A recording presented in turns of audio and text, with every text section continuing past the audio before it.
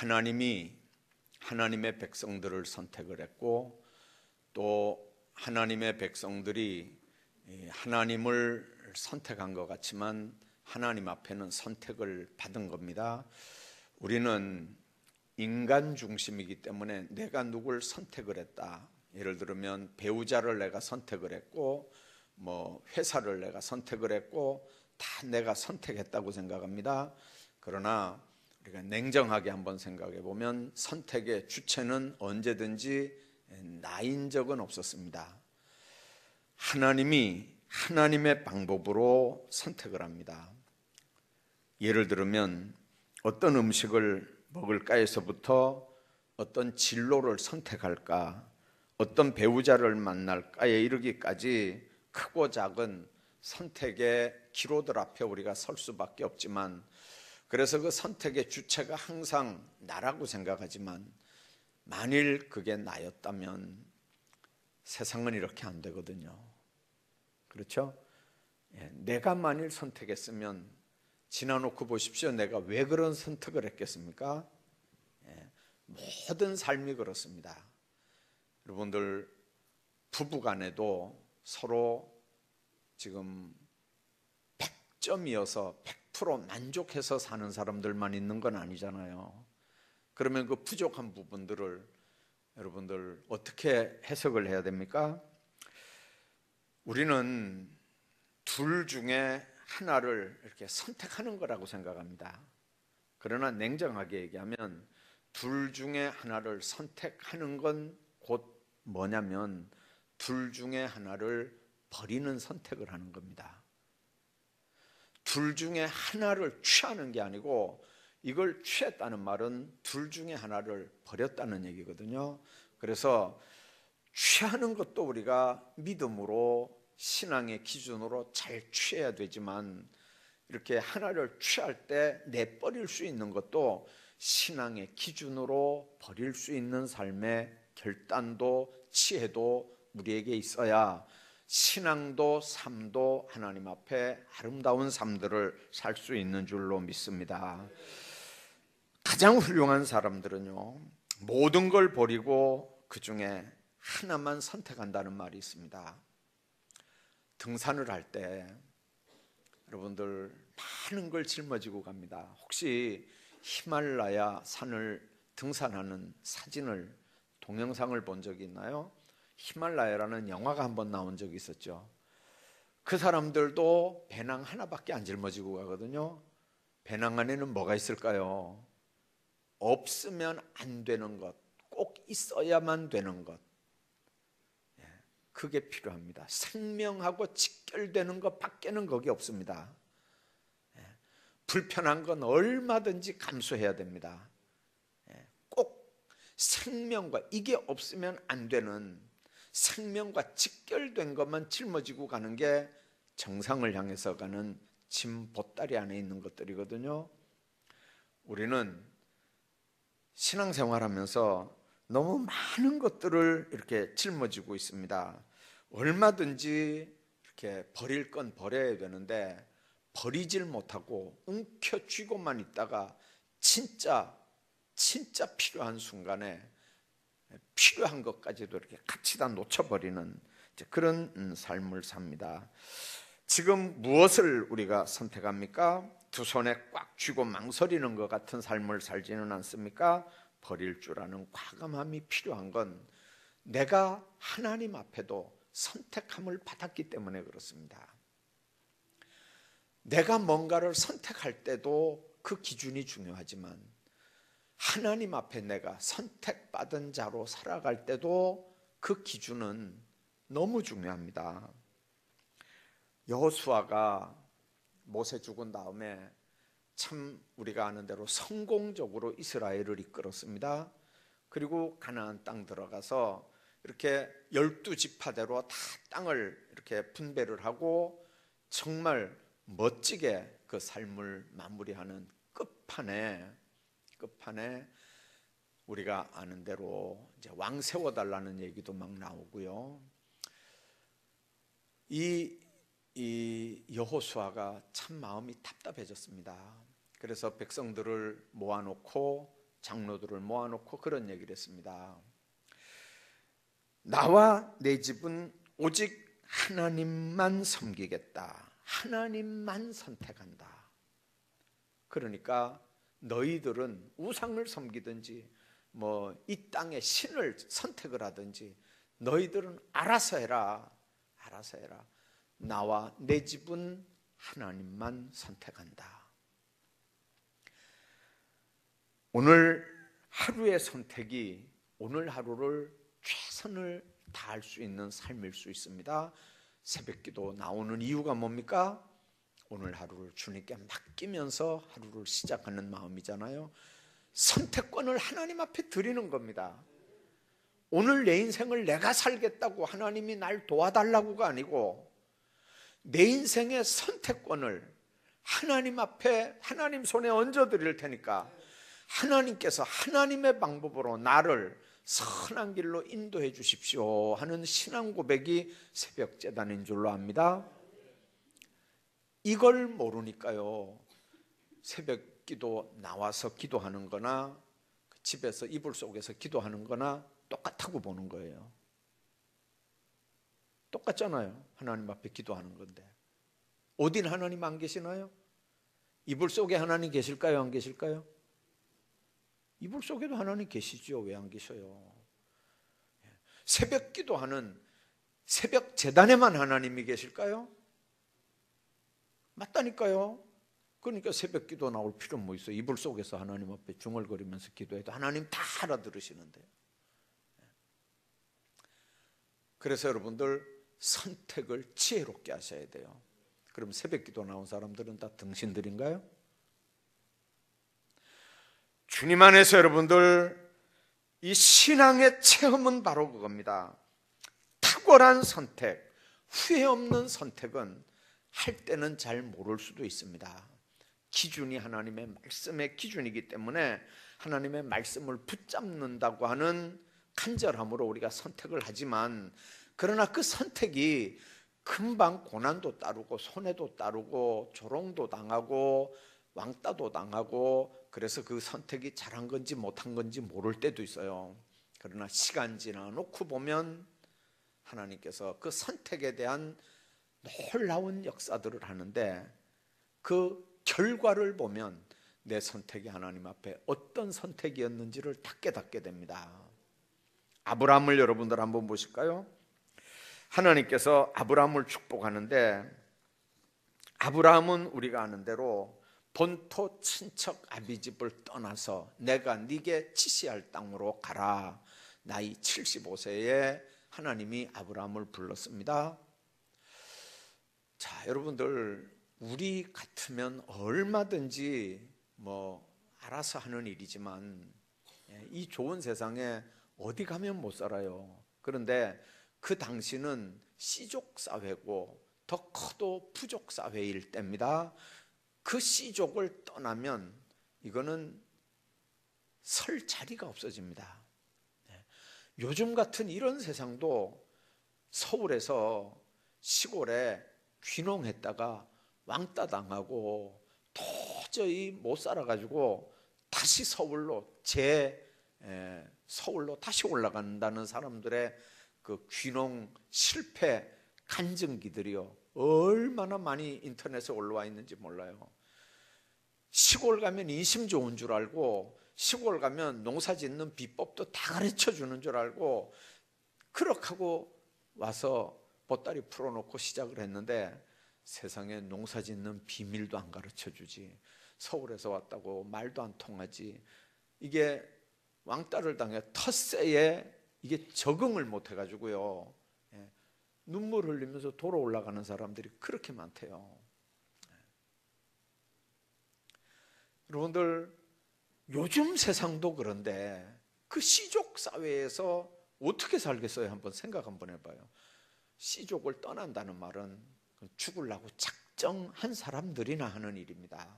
근데 아브라함은 어디로 가라는 것도 모릅니다. 거기 가서 무슨 일이 있는지도 모릅니다. 갈 바를 알지 못하고 말씀 하나 딱 순종해서 그냥 가는 거예요. 믿음이라고 하는 건 바로 그겁니다. 달나라에 로켓을 발사할 때는요 0.02 100개가 간 다음에 1이 틀려도 로켓 발사 안 한대요.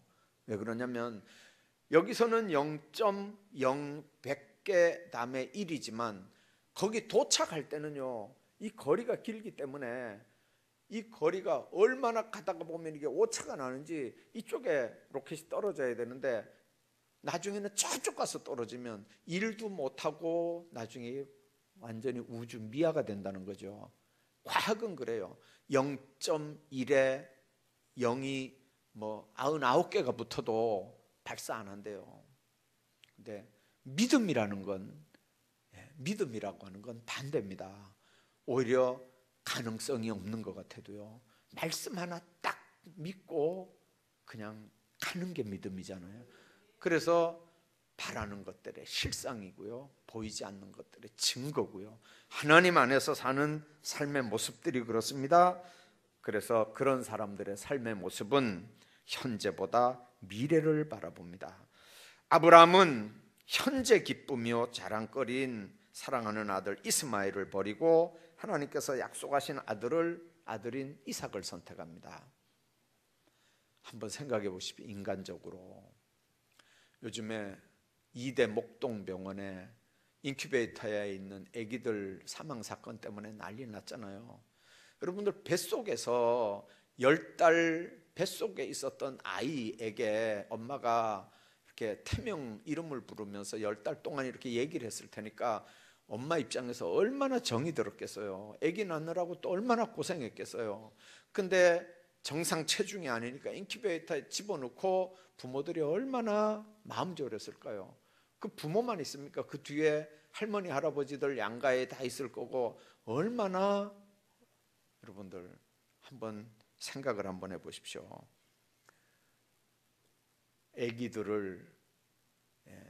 아기들을 나중에 아기들을 그 이스마엘을 낳고 얼마나 정이 들었을까요? 이스마엘에게.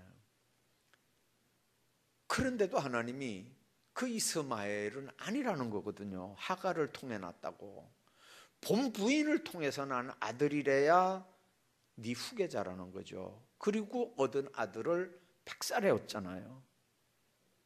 근데 문제는 100살에 얻은 그 이삭과 이스마엘 사이에 이 갈등 구조가 되는 거죠. 두 여자 사이에도 갈등 구조가 되고 두 아들 사이에도 갈등 구조가 되고 나중에 본부인이 그 하갈을 이렇게 쫓아내는데 이스마엘과 함께 쫓아내죠. 그때 하나님이 개입을 하십니다. 보내라고 하는 거예요. 보내라고. 여러분들 인간적으로 그게 가능할까요? 첩을 통해서 낳거나 말았거나 아브라함 입장에서 보면 그게 받아들이잖아요. 근데 그 아들을 그냥 보내라는 거예요. 아무것도 없이 그냥 가죽 푸대에 물 한 가죽 푸대 담아가지고 그냥 가는 거예요. 그러면 그 사막길인데 물 한 가죽 푸대 떨어지면 그러면 목말라서 광야에서 죽는 거거든요. 그거 눈에 보이는데 보내라는 거예요. 보내라는 거. 여러분들 하나님이 얼마나 매정스러운 하나님입니까? 그런데 여러분들 하갈이 이스마엘 데리고 가다가 정말 죽을 수밖에 없는 상황이 딱 닥쳤죠. 그러니까 통곡을 하는 거예요. 차마 아들 죽는 거 못 보겠다고 아들하고 거리만큼 뛰어서 그냥 통곡을 하는데 나중에 하나님의 사자를 발견하게 되고 사자가 눈을 이렇게 그 하갈 눈을 띄워주니까 뭐가 보였다고 그랬습니까? 샘물이 보이는 거예요. 샘물이. 하나님께서 약속하신 대로 너도 큰 민족을 이루어 주겠다는 거예요. 지금은 그냥 물 한 가죽 푸대 가지고 떠나는 거지만 그러나 이스마엘도 큰 민족을 이루게 하겠다는 게 하나님의 약속이거든요. 그러니까 그냥 광야에서 목말라 죽을 거라고 생각하지 말고 그 아들 장래도 나한테 맡기라는 거예요. 여러분들 그 믿음이 있어야 그 인정도 끊을 수 있는 거거든요. 그게 하나님의 법입니다. 그래서 사랑하는 아들 이스마엘을 버리고 약속의 아들 이삭을 선택합니다. 그 결단 때문에 아브라함은 하나님의 인정하시는 믿음의 사람, 두 번째 조건이 됩니다. 첫째는 고향을 떠났죠. 두 번째는 이스마엘 버렸죠. 그랬으면 됐잖아요. 근데 마지막에 그렇게 남은 아들 이삭을 또 잡아서 번제로 드리라고 하는 게 또 남긴 남았지만, 여러분들 이스마엘 보낼 때 만일 이삭을 잡아 드리라고 하는 그걸 아브라함이 알았으면 여러분들 이스마엘을 보냈을까요? 그게 신앙생활하는 인생들입니다. 뿐만 아니라 한번 보십시오. 데리고 나온 조카 롯이 소돔 고모라 선택할 때 한번 보십시오. 이 하나님이 얼마나 축복을 했는지 롯의 양떼들도 너무 많아졌고 아브라함의 양떼도 너무 많아졌어요. 근데 삼촌 조카 사이에 양 먹이는 목자들이 서로 다툼을 하는 거예요. 그래서 나중에 할 수 없이 이제 갈라서야 되는 상황이 됐는데, 이 조카가 먼저 땅을 선택을 합니다. 양 먹이는 사람들이니까 풀밭을 해야 되거든요. 들이 좋아야 되거든요. 그러니까 조카는 염치 없이 네가 동하면 나 서하겠다 그러니까 그 넓은 소알들을 다 선택을 하는 거죠. 물이 넉넉하고요. 성경에 보니까 여호와의 동산 같고 애굽 땅과 같았다 그랬어요. 그 요단 뜰을 조카 롯이 먼저 선택을 합니다. 그럼 나머지는 뭡니까? 그거보다 안 좋은 땅이 남는 거죠. 사막지대가 남잖아요. 근데 아브라함 조카 롯이 떠난 다음에 하나님이 아브라함에게 했던 얘기가 있어요. 내가 복의 근원이라고요. 땅이 복의 근원이 아니고 내가 복의 근원이라는 거죠. 땅이 복이 아니고 내가 복이라는 거예요. 여러분들 신앙생활하는 사람들이 이걸 기억하셔야 돼요. 우리는 눈에 보이는 게 복인 줄 알고 그거 따라가잖아요. 아니요, 그게 복이 아니고 하나님이 복이라는 거예요. 그래서 하나님을 취한 사람은 그 사람은 나중에 복받고 살지만, 하나님 버리고서라도 눈에 보이는 걸 취한 사람 치고 결말이 아름다운 사람은 없어요. 처음에는 나가서 잘 되는 것 같잖아요. 그러나 그 길이 곧 죽는 길이에요. 죽는 길. 여러분들, 아브라함이 왜 조카에게 그걸 양보를 했을까요? 아브라함도 양 키우는 사람인데 그 푸른 들이 탐이 안 났겠어요? 얼마나 탐이 났겠어요? 그러나 아브라함이 생각하는 건 뭐냐면, 그것도 좋지만 풀밭도 좋지만, 그러나 풀밭을 있게 하고 없게 하고 하는 거, 인생의 모든 생사화복은 환경이 아니고 하나님이라고 하는 게, 하나님이 복이라고 하는 걸 깨닫는 거거든요. 그래서 하나님 안에서 그런 삶을 사는 겁니다. 그걸 뭘 보고 알 수 있느냐? 아브라함이 가는 데마다 장막을 치고 하나님 앞에 제단을 쌓았다고 그랬습니다. 하나님 앞에 가는 데마다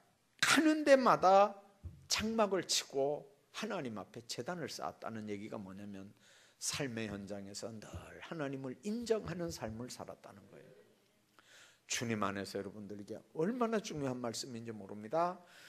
내 삶의 현장에서 하나님을 인정하고 내 삶의 현장에서 하나님께 맡기는 구체적인 삶의 모습이 뭐냐면 예배입니다. 예배. 그래서 하나님과의 관계가 똑바로 된 사람이 하나님 앞에 드리는 예배를 무시하고 가볍게 여기는 사람은 세상에 아무도 없습니다. 아무도 없어요. 목사님들 모임이 이렇게 이제 있고 연말이 되니까요, 그 모임들마다 총회가 이렇게 이제 몇 군데씩 이렇게 있어요. 어제도 영남 지역에 매코믹 그 신학대학원에서 박사 학위 받은 목사님들이 모여서 총회를 하는데 한 30 몇 명 이렇게 이제 와야 되는데, 물론 교회가 뭐 이제 정책당회도 하고 연말이니까 모두 바쁘잖아요. 목사님들도 바쁘고 그러는데 이제 몇 분 왔어요. 몇 분 왔는데 이제 그 총회에서 하는 얘기가 뭐냐면, 아무개는 몇 년 동안 회비도 안 내고 여기 참석도 안 하니까 우리 이름 빼버리자 그래요. 근데 어떤 목사님, 그래도 놔둬봐 그래요. 놔둬봐. 그러니까 젊은 목사님들을수록요, 의무를, 회비를 안 내는 게, 의무를 안 하는 게 무슨 권리를 주장하냐. 의무를 감당 안 하면 이거는 권리를 주장할 수 없는 거잖아. 예를 들면 그 집에 결혼식이 있다든지 초상이 났다고 할 때, 자, 회비 안 내는데, 그러면 회원권이 없는 건데 거기다 우리가 공금으로 부주할 수 있나 없나. 목사님들인데도요, 규칙의 문제가 나오니까 얼마나 냉정한지 몰라요. 얼마나.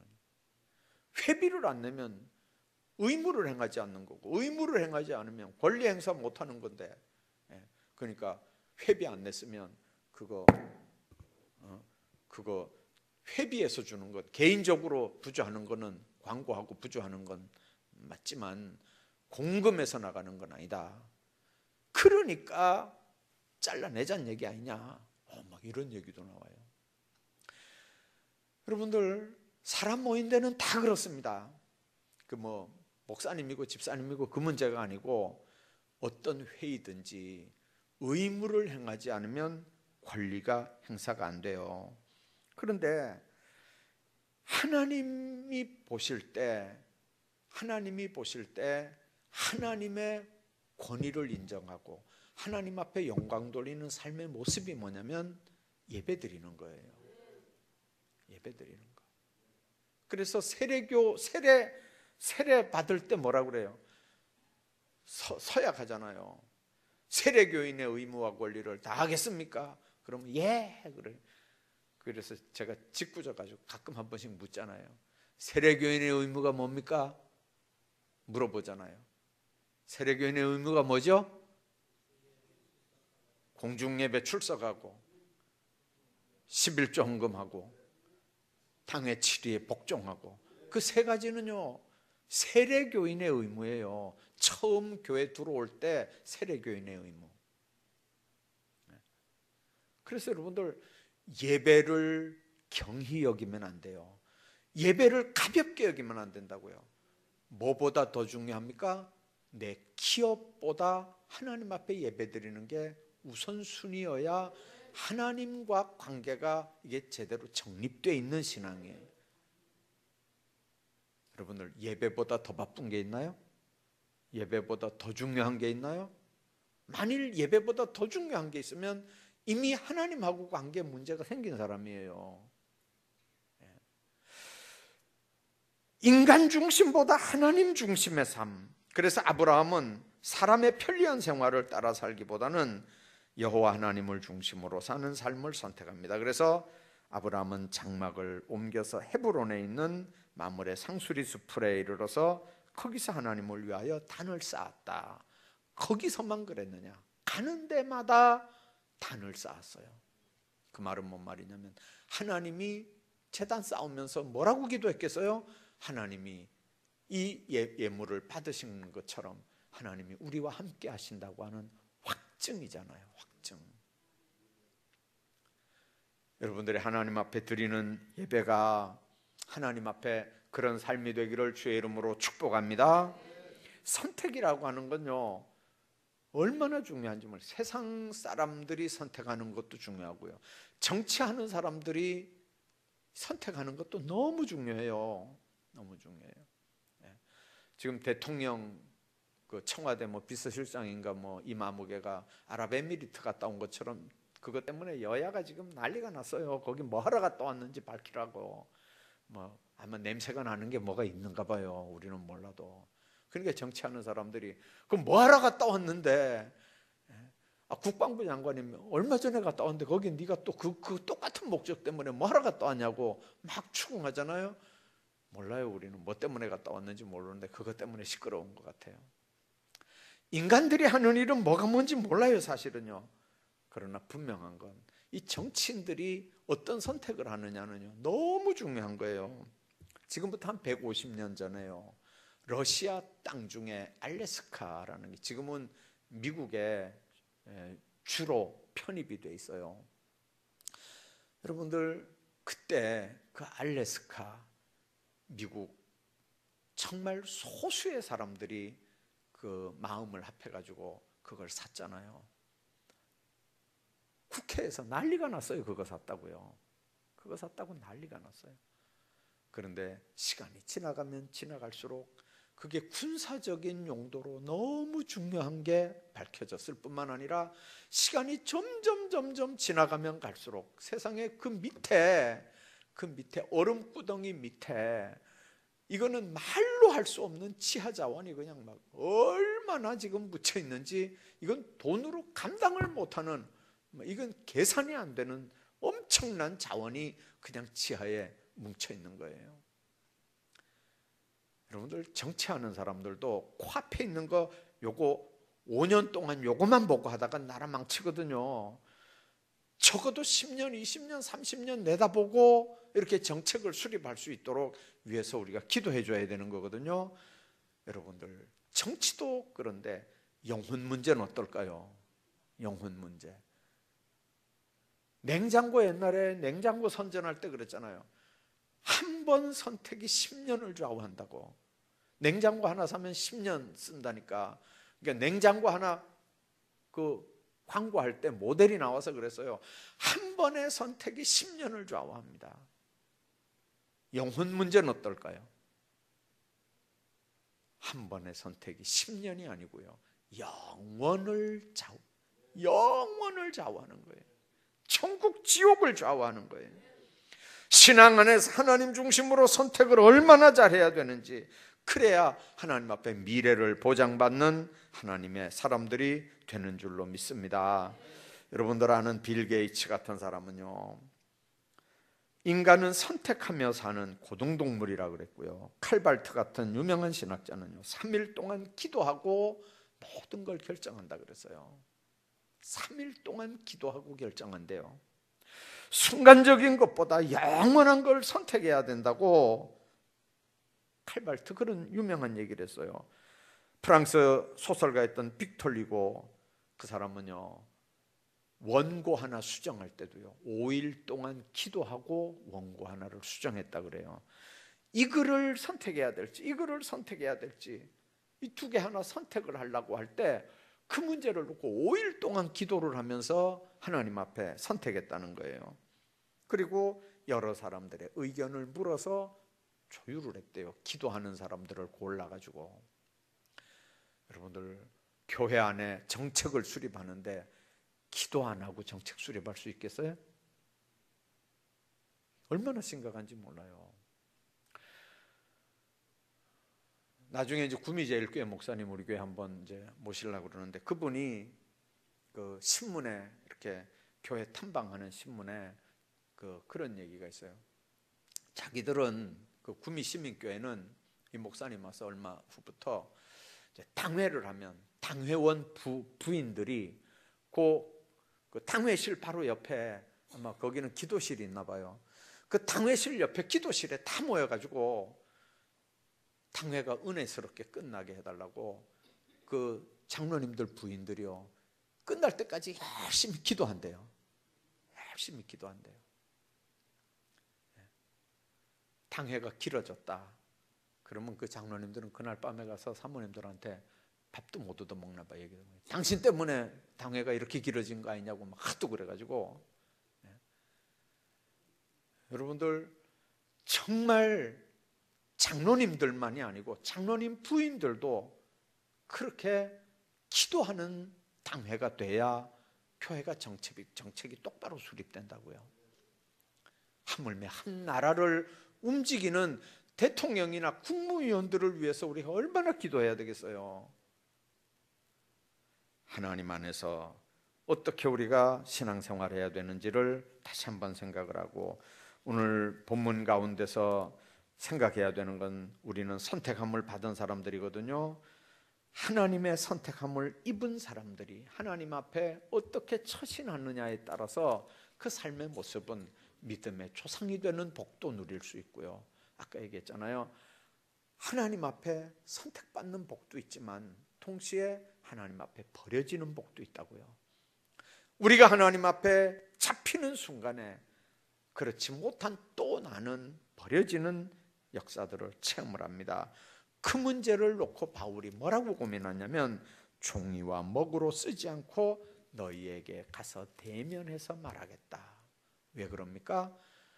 먹으로 쓰는, 쉽게 말하면 편지 쓰는 건요, 아무리 정확하게 묘사를 해도 부족한 게 있고 그리고 얼마든지 오해의 소지가 있습니다. 문장이라는 게 그렇잖아요. 얼마든지 오해의 소지가 있어요. 근데 히브리 사람들은 내가 가서 너희에게 대면해서 말하기를 원한다. 왜? 너희 기쁨이 충만하게 하려고. 여러분들, 교인들이 바울을 보는 게 기쁨이죠. 그러나 바울을 통해서 누구를 봅니까? 하나님을 보는 겁니다.